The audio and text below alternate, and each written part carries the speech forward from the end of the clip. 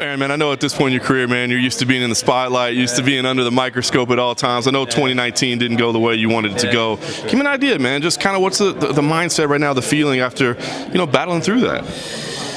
Yeah, it was, honestly, to be honest with you, it was actually a really tough time for me. It was really, really hard.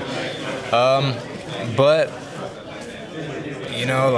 there's not really much to say other than, the hardest part is, I was winning those fights, you know what I mean? So it's like, fuck, damn, I was just so close. But in the 7 months, my last fight, I was only at Jackson Wink for 6 weeks, so now I've had 7 months to prepare with the coaches there, and I feel like I've grown just as a person and as a fighter. I'm just amazed on what I know now. What I know now, and thinking back then is still green, and I still am green. But yeah, 2019 was a tough year, but hey, fuck, sometimes you fall on your face and it's like, I just got to get back up and just get myself in the gym. That's one thing I always say, no matter how shitty I feel, your mind starts racing and fuck, man, I should have done this. I just get back to the gym, work with the coaches, and go back home, and I feel good, It was tough, but I'm here now. I'm a happy person and ready to fight on Saturday. Yeah. You talk about Jackson Wink, obviously a famous gym. I wonder, what is the biggest advantages so far? You're still, like I said, 7 months into it, but what are the things that you see right away, oh, man, here's where I'm definitely getting better?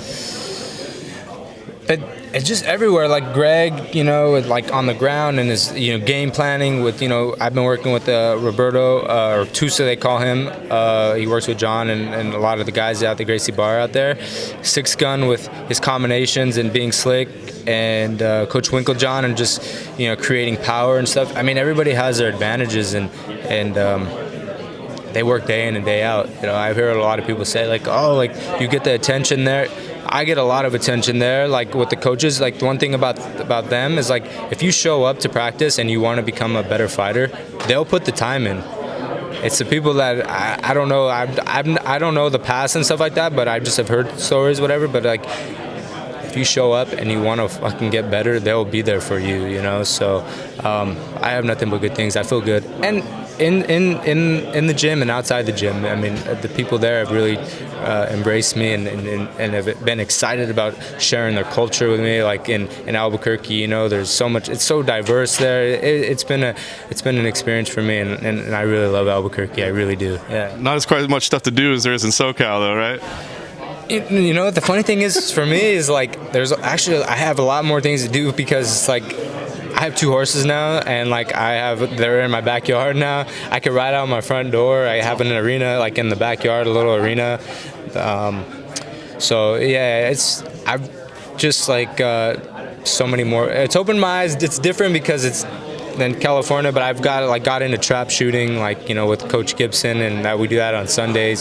So the people there have really welcomed me, and my neighbors are awesome. Actually my neighbors helped build an arena in my backyard, and the people of Albuquerque, like I said, it goes just beyond training there. I really, really love the people there. They've been so excited to show me their town, and I'm happy to be there. I have nothing but good things to say. Yeah. That's awesome. When I think of you, I think it's such a positive person, obviously a committed person, hardworking person. But you said it was a tough year, right? Was it really tough year? Were there some dark spots for you? Yeah, it was.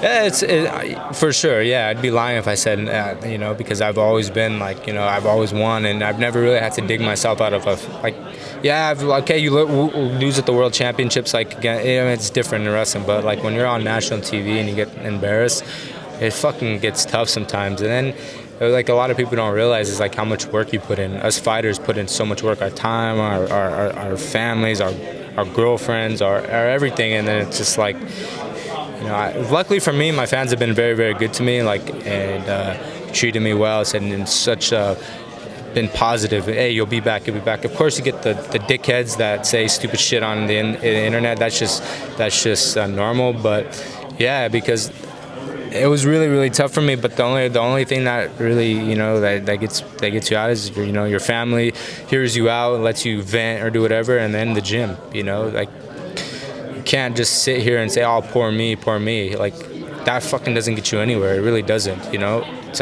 no, I'm going to wake up the next day, my bag's packed, and I'm getting to the gym and getting better. It can either make or break you, but I tell you, I'll never fucking quit. I will never fucking quit. As long as I'm able to stand and my body's healthy. Now I just got to get smart, move my head, be smart about my fighting, not being there, I need to go do this. No, I'm going to take my time like I've worked with Greg and let my skills just let my skills flow. I don't need to rush anything. So, yeah. So I was going to ask, the approach that you're going right now, is it reinvention or is it fine-tuning?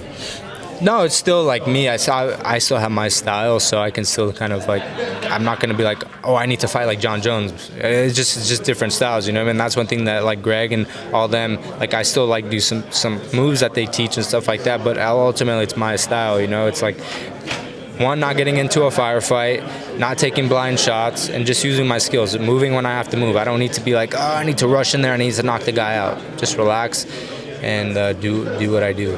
That's ultimately what it comes down to. I see some people saying this is almost like a career crossroads for you, hey, are you going to prove that you are that guy or not? Do you think about it that way? No, not really. I've never even thought about that, so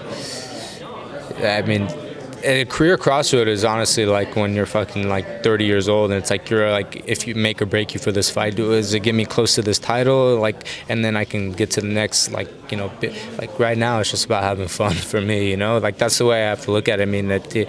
It's not make or break, or I'm on the verge of winning a title and then it's damn, it's my two losses that people don't realize is I fought obviously tough guys, but I was winning those fights, and what got me in trouble? It's a lack of inexperience, So now, then there's only one way to get that. Money can't buy that. It's just time in the cage and just do what I do. Dig it. Yeah. What do you think about the matchup that you got in there? Are you a tape watcher? You study? Do you know much about him? What do you think about it? I've studied so much tape on him. Honestly, I've studied so much tape with the coaches and with Greg, and a lot with Six Gun. I've listened to interviews that he's done. I've watched all his fights. I know it's.